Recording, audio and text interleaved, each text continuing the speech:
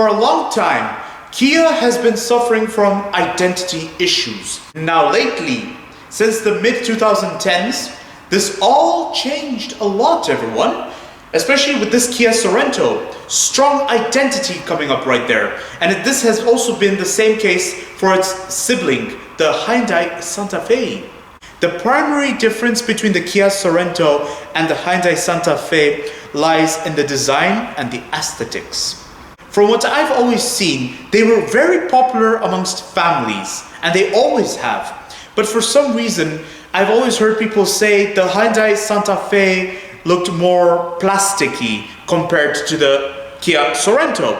The Kia Sorento was always viewed to be more premium compared to the Hyundai Santa Fe. And that's how I see it, at least. For a long time, the Kia Sorento has had a great reputation for being good value for money.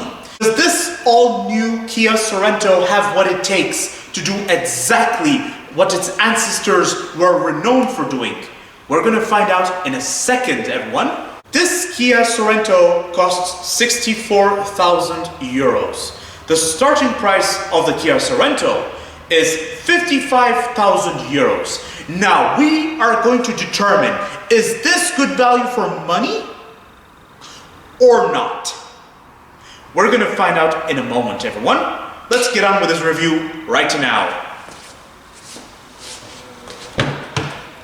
Gone are the days when crossover SUVs or SUVs were seen as heavily polluting, because this Kia Sorento is a plug-in hybrid, a 1.6 plug-in hybrid, and you get nice struts for the engine. How premium is that? Let's start by talking about the exterior of this Kia Sorento. It looks very nice, guys. I like the front design, first of all. Just admire the front. I really like how the lights are right next to the grille, and I like how it's triple lights, by the way. Just look at it. Triple. It's very nice. Diagonally. This kind of reminds me of the 70s in some ways. Very nice. I like it. And this is a nice grille. Looks a bit busy, but looks amazing at the same time. Ooh, nice.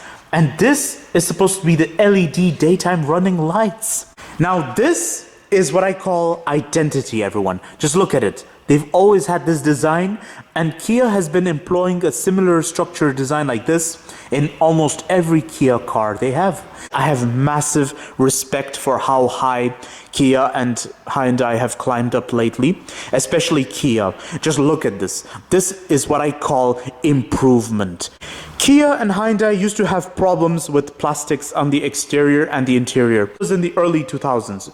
Whereas now, this is massive improvement, and in my opinion, it looks far more interesting than the European competitors at the moment.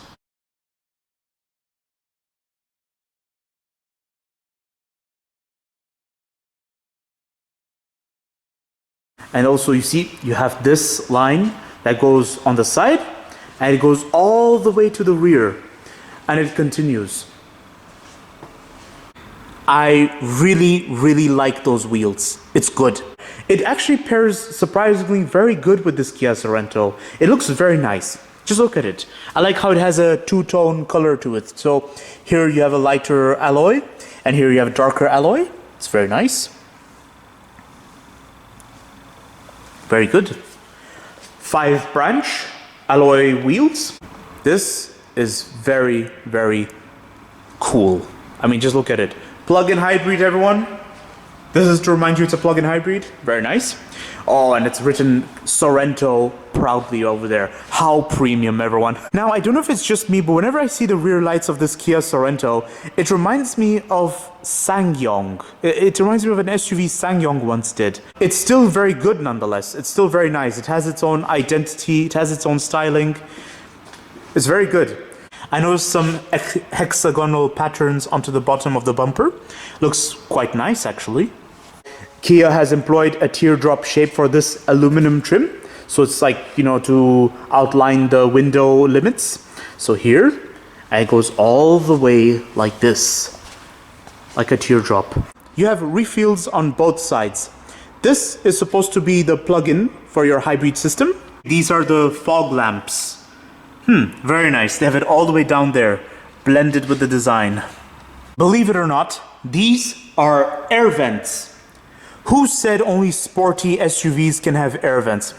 Like, it's like no other SUV on the road, and it looks like something very unique and a very strong competitor. It's a very promising competitor, everyone. But I noticed some pronounced flaws already, and I shall already go down to them right now. So one flaw I've already noticed with this Kia Sorento is, if you look at the grille carefully, this is a vent, so there is actual air intake. But then for some reason, you have plastic here. This is not an air intake at this portion. Aesthetically, the grille looks very nice, but I'm just not very convinced by the plastic trim over there. The camera is a bit proud and exposed, in my opinion. Like, it's right here. Wouldn't it be better to hide it or to blend it within one of the grills? Like, hide it in there, maybe? No? Because they have it proud over there. And then, speaking of cameras, I don't understand what is the purpose of this exposed trim. Another aspect about the exterior which I found out to be a bit questionable is, what is the purpose of this bit of aluminum? Is it just there for the decoration? Because in my opinion, okay, to me, it looks very good. It pairs very well with the exterior design. But wouldn't you want to write something on it, like special edition, or write premium on it or something? Or, I don't know, have the side indicator light here? Because the side indicator is right here. Another point I found a bit questionable is, what exactly is the purpose of this imitation of what's supposed to be an exhaust? I mean, it's just plastic. Another recurring flaw for the Kia Sorento I've noticed is that the reverse light is one of the tiniest I've ever seen for a SUV. And it's all the way down there at the bottom. Now, wouldn't it be more logic to have it here somewhere? Or, yeah, like, why not put it here, the reverse lights? Why put it all the way down there? The way you open this rear door, its button is all the way underneath here. Wouldn't it be more logic to have it here? I'm just a bit, I find this a bit questionable, but it's okay. It's not a big deal. It's just something you have to get used to, because conventionally, I'm always used to seeing rear door handles or buttons here. Now, we're going inside the Kia Sorento. This is the interior of the Kia Sorento. Now, I have to say, my first impression of it is that it is extremely gorgeous. I mean, I like how everything is linear. It's very nice. Everything is at your reach, and it's nicely and logically laid out. And I really like how this center console cocoons you. It's very nice, and it's good. It's very spacious. It's as good as it needs to be.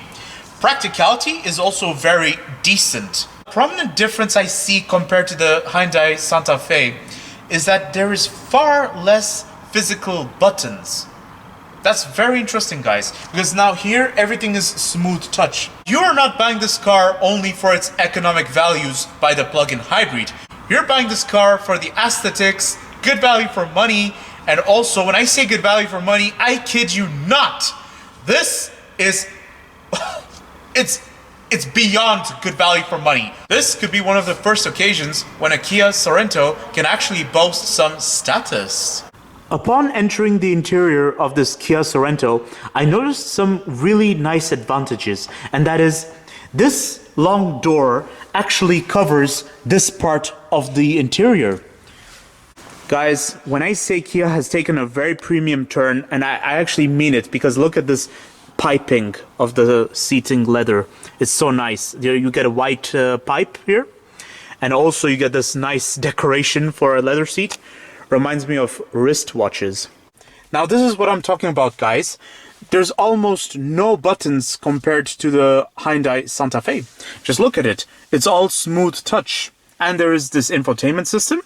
And then you have a digital screen here. A digital instrument cluster. So here you have the driving modes. And here you have the off-road modes. Quite creative how they've come up with this swivel wheel for our transmission. Nice cup holders. And this is supposed to be additional practicality, everyone. Look at this. It's actually quite, well, it's as deep as it has to be. Look at this. Another thing I like also is how the heated and ventilated seats are onto this elevated part of the interior of the center. In this area, you have the climate controls. Oh, heated steering wheel. You guys get heated steering wheel as well. Now this steering wheel may look a bit busy, but you have to get used to it. So here you have the media controls, volume control, and phone call controls. And then here you have the driving controls. So cruise control and also lane assist. I just like the leather stitching here. And also I love this door handle. It is nice. However, this door bin is quite small actually.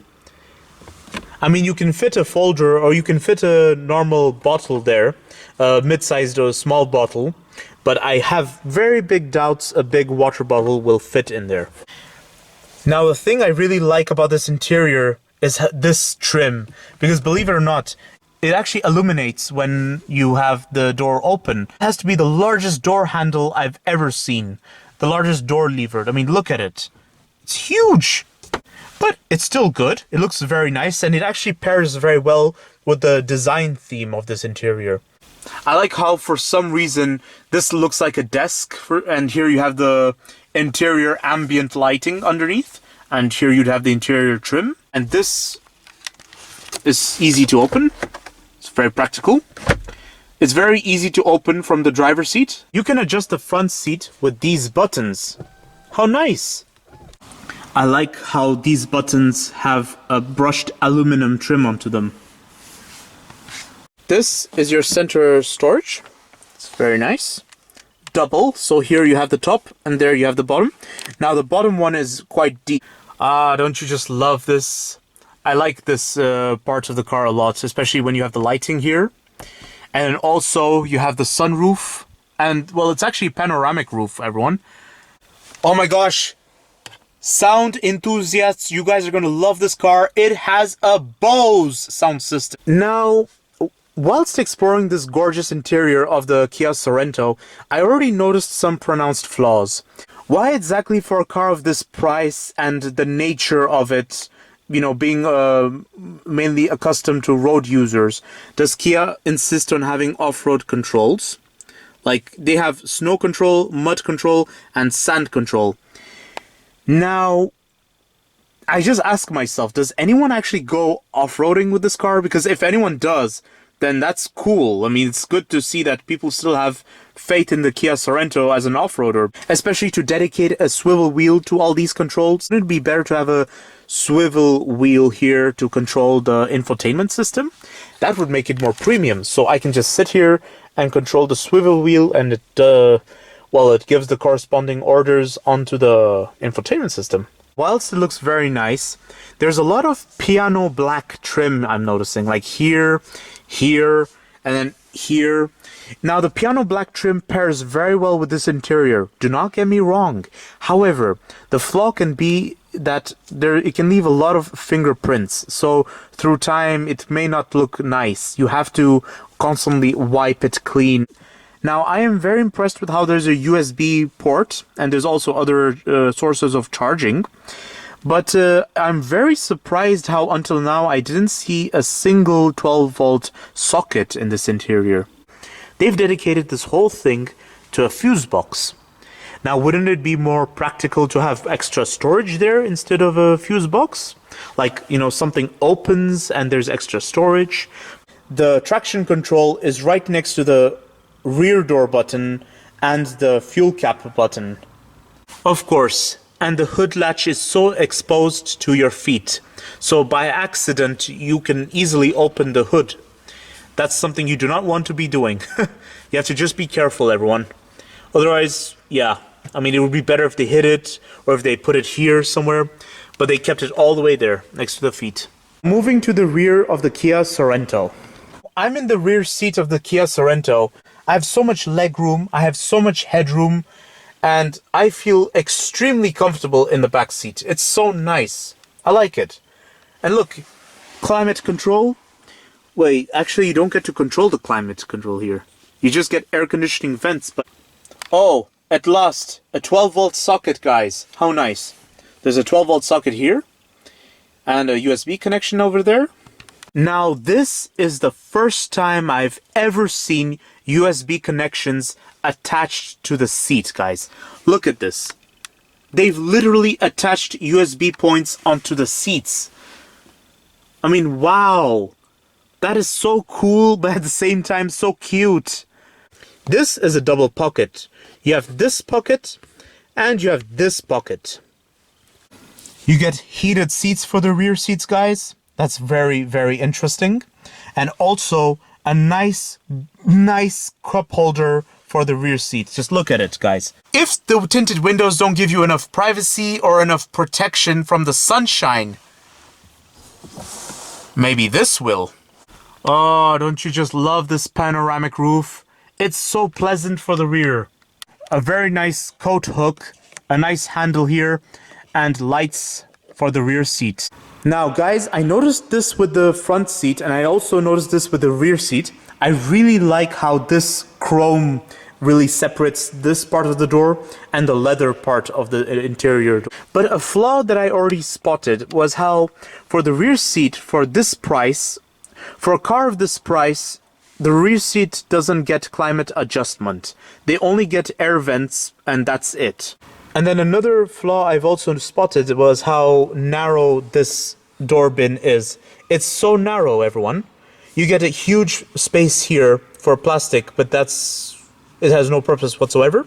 There's a nice Bose sound system. By the way, guys, you're going to love this rear. It's going to feel like a studio. Now we're going to talk about the rear of this Kia Sorento. So this is how you open the rear of this Kia Sorento. The rear door button is right here. Or you can open it from the interior as well. Yep. It always makes this sound every time you open it, guys. It's so nice. I mean, just look at how spacious this rear is. But it's pretty much expected for a car of this segment, or shall I say SUV of this segment. And guys, to make it even more premium, using these buttons, you can fold the rear seats, guys. Let's try something. Oh, wow. And if you guys want to fold the rear seats back up, you just have to press this button whilst doing so.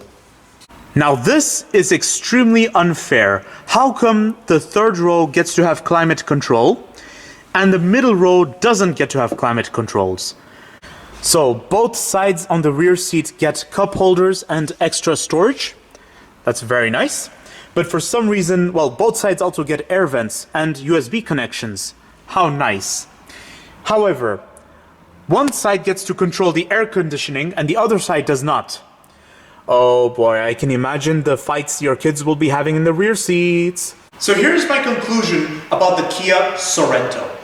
My conclusion about the Kia Sorento is it's great value for money. It's not overrated. This Kia Sorento is also very special to me because I like how they've taken a very premium turn with this. It's very interesting. And also, you are not buying this car for its environmental values. You're not buying this car for its plug-in hybrid. You're not buying this car just because it's great value for money. You are buying this Kia Sorento because this time it does boast a bit of status and it does have some premium feels in the interior. You want my opinion of this Kia Sorento? Oh, I love this Kia Sorento, guys.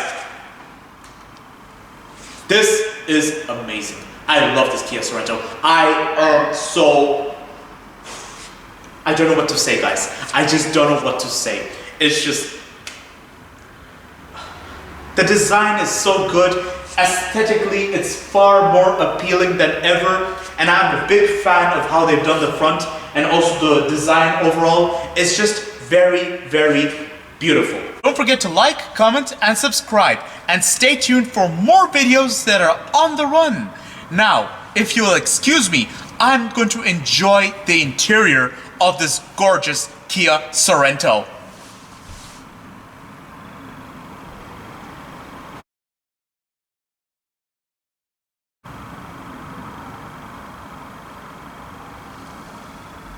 Oh my gosh, you guys are still there? What? I'm just enjoying this interior. I love it.